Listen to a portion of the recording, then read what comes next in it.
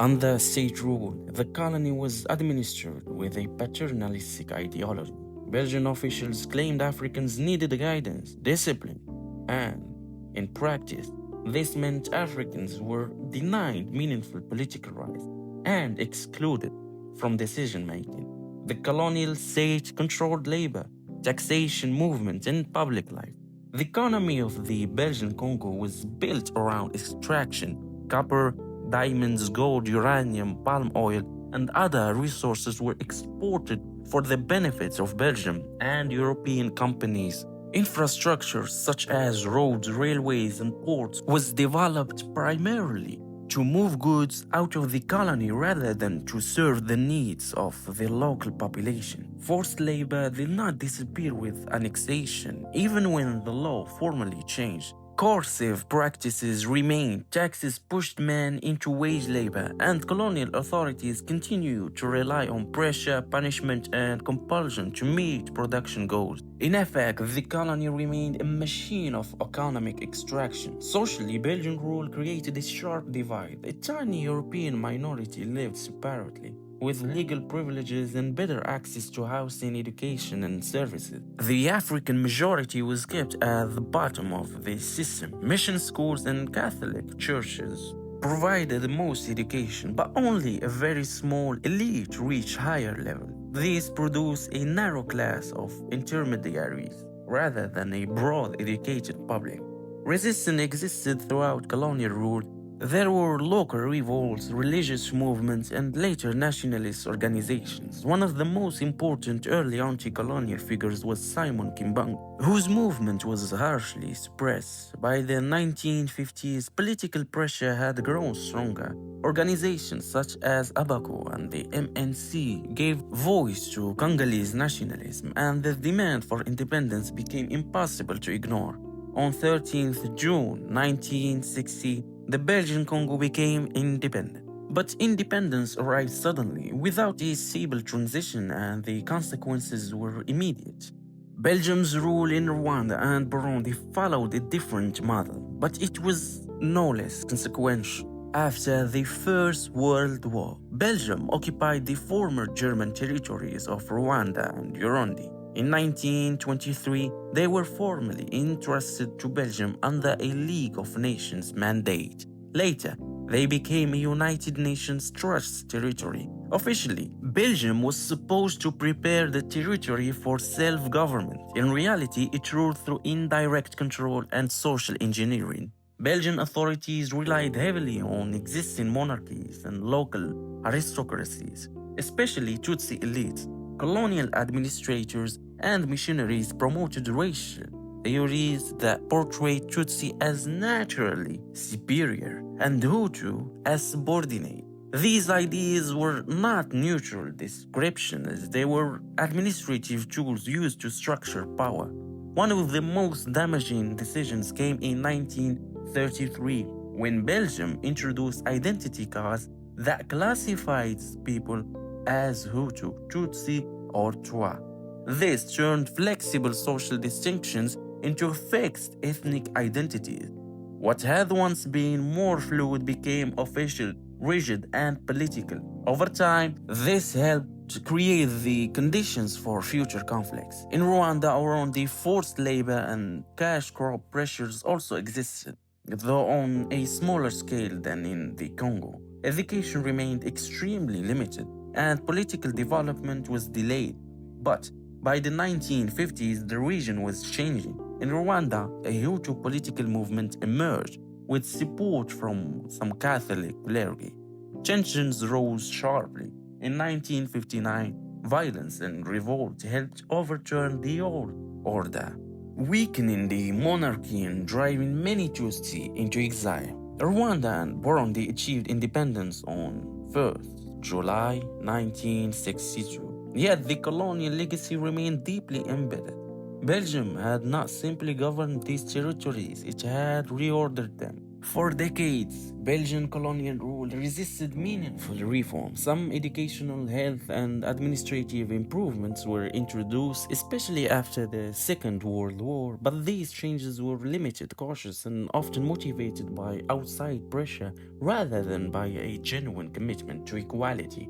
International criticism grew over time. Early condemnation of Leopold's Congo came from journalists, missionaries, diplomats, and reforms. Later, the League of Nations and the United Nations pushed Belgium toward political reform in Rwanda and Burundi. In the Congo, the absence of the political preparation became increasingly obvious by the 1950s. Belgium's colonial system had long depended on a contradiction. It claimed to be civilizing and modernizing, but it denied Africans the political rights needed to govern themselves. It extracted wealth while postponing independence. Eventually, the contradiction collapsed. The Belgian Congo gained independence in 1960, Rwanda and Burundi followed in 1962, but decolonization did not erase the structures Belgium had built. In many ways, it exposed them. Before Belgium arrived, Rwanda was already a kingdom with its own political system. The country had a king, local chiefs, and social groups that included Hutu, Tutsi, and Twa. But these categories were not fixed racial identities in the modern colonial sense. They were more flexible than that. In many cases, status, cattle ownership, and social position mattered more than strict ethnic labels. This changed under Belgian rule. Belgium and its missionaries brought with them a racist European idea called the Hamitic hypothesis. According to this theory, Tutsis were said to be closer to Europeans and therefore more fit to rule. Hutus were treated as a lower group. This was not a neutral idea, it was a colonial tool. Belgium ruled Rwanda through indirect control. Instead of governing everything directly, it worked through local chiefs and rulers, but only after reshaping the system to fit colonial interests. The Belgians strengthened Tutsi elites and used them to govern the majority Hutu population. They also brought missionaries into education and church life. And these missionaries helped spread colonial ideas about race and hierarchy. Then came one of the most important decisions of all, identity cards. In 1933, Belgian authorities began issuing identity documents that listed whether a person was Hutu, Tutsi, or Twa. This turned identity into an official colonial category. What had once been more fluid became rigid and fixed. That change mattered because now ethnicity was not just social, it was written down, stamped by the state and used in daily life. It affected school access, jobs, local power, political status. Belgium had not just ruled Rwanda, it had reorganized it. Belgian Catholic missionaries played a major role in this system. They ran schools, churches, and health services. They helped shape how Rwandans were educated and how they were seen by the colonial state. Many Tutsi boys were given more access to education than Hutu boys. Mission schools often trained the future local elite. This created a visible imbalance. Over time, many Hutus came to see the colonial state and the church as working together to favor one group over another. This did not create all future conflict by itself, but it deepened resentment and made ethnic identity more political than before. Belgium was not simply observing Rwandan society, it was helping redefine it. By the 50s, colonial rule across Africa was under pressure. Independence movements were growing. Belgium began to worry that the Tutsi elite it had once supported might become too strong and too independent. So Belgium shifted. Now, it started backing Hutu political movements. Belgian linked clergy and officials encouraged Hutu leaders to speak in the language of majority rights and liberation. The message changed from Tutsi should rule to the Hutu majority should take power. Not a moral awakening, but a political turn. Belgium had first empowered one group, then supported another when the balance of power changed. In 1959, violence broke out in Rwanda. Hutu militias attacked Tutsi chiefs and communities. Thousands of Tutsis fled the country. Belgium did not stop the change. In many ways, it helped manage it. The Tutsi monarchy weakened and collapsed. Hutu political groups moved forward. In 1962, Rwanda became independent under a Hutu-led government. But independence did not mean peace. It meant that the old colonial divisions remained in place. Now, inside the new state, Belgium had helped turn ethnic identity into a political weapon, and that weapon would not disappear just because the flag changed. Even after Rwanda became independent, Belgium did not disappear. It remained closely tied to Rwanda through aid, education, church networks, diplomacy, and training programs. Belgium also stayed close to Rwanda's Hutu-led government, first under Kayibanda and later under Habyarimana. For many years, Rwanda was described by outsiders as stable, but that stability rested on a fragile political order built on exclusion, fear, and ethnic division. Belgium helped support that system for decades. In 1990, the Rwandan Patriotic Front, made up largely of exiled Tutsis and their descendants, invaded Rwanda from Uganda. The government responded with fear and repression.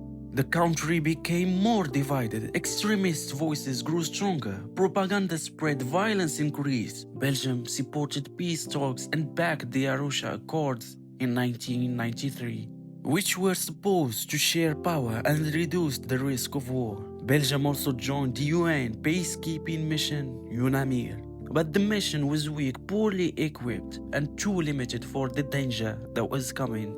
On April 6, 1994, the president's plane was shot down over Kigali. Within hours, organized killings began. Roadblocks were set up, lists were used, militias and government forces moved fast. What followed was not random chaos, it was a planned mass murder. Then came a moment that changed Belgium's role forever.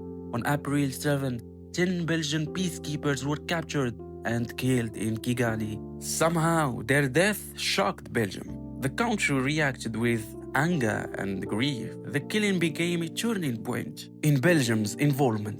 Instead of staying and strengthening the mission, Belgium pulled its troops out. That decision helped weaken UNAMIR at the exact moment civilians needed protection the most. Belgium's withdrawal was not the only reason the genocide happened. The genocide was carried out by Rwandans who planned and executed it. But Belgium's history mattered. For decades, Belgium had helped build the structure that made ethnic division central to Rwandan politics. It had turned identity into policy. It had backed one side then another. It had treated Rwanda as a place to manage, not a society to prepare for self-rule. Then, in the middle of the catastrophe, Belgium left. After 1994, Belgium faced the hard question. Had it done enough? Had it done too much in the past and too little in the present? Had it helped create the conditions for violence, then failed to stop it? In 2000, Belgium formally apologized for its failures. Later, Belgian courts prosecuted some genocide suspects. Belgian lawmakers also examined the country's own responsibility more openly than before. But many Rwandans still remember Belgium as a colonial power that shaped the country's divisions long before the genocide began. In the Congo, Belgium ruled through extraction and force. In Rwanda, it ruled through identity and division. In 1994, the results came together in tragedy. It changed how people were classified, who got power, and how the state worked. And when the crisis came, Belgium stepped back too late.